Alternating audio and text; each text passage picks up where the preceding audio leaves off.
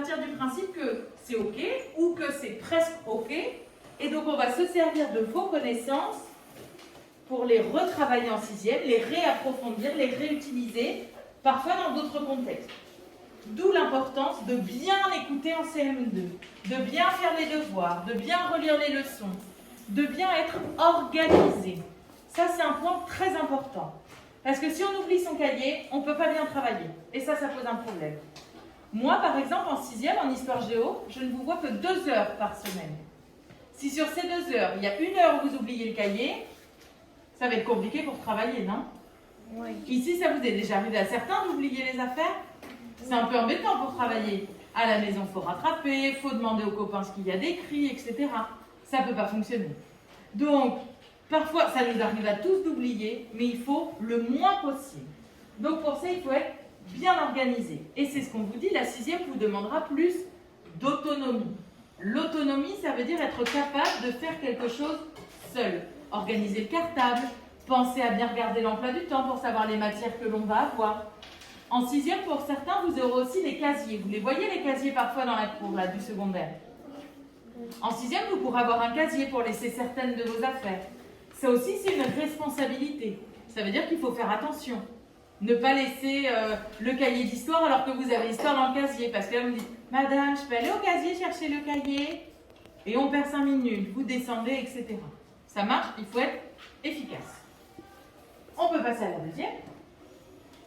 Donc, j'ai dit qu'il y avait des petites différences. Un professeur pour chaque discipline. Donc, l'année prochaine, vous allez vous retrouver quasiment à 9 professeurs. Un d'histoire, un de maths, un de français, un anglais, un d'espagnol, un d'histoire-géographie, un d'espagnol, un de sport, un de musique, un d'art plastique.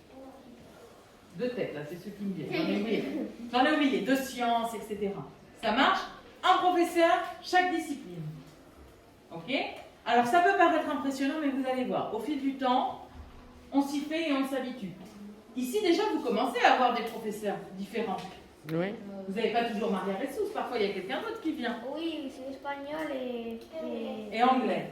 Et bien, l'année prochaine, en sixième, Maria Ressous, elle fera une pause. Je ferai l'histoire, d'autres feront du français, des mathématiques, etc., etc.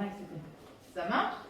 Des journées de cours plus longues. Vous allez voir juste après, je vous ai mis un emploi du temps de sixième pour que vous puissiez avoir une idée. Plus de travail en autonomie. Ça veut dire qu'on va vous donner du travail à la maison.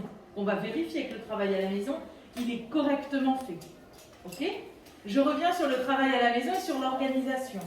Moi, je suis un petit peu exigeante sur l'organisation. C'est-à-dire qu'au bout de 2 ou 3 oublis de matériel, je téléphone à papa et à maman pour demander comment ça se fait que vous n'avez jamais le cahier. Je passe un petit coup de téléphone, je demande. C'est pas méchant, c'est juste que comment on peut travailler si on n'a pas les affaires? Ça va poser un problème, non? Ouais?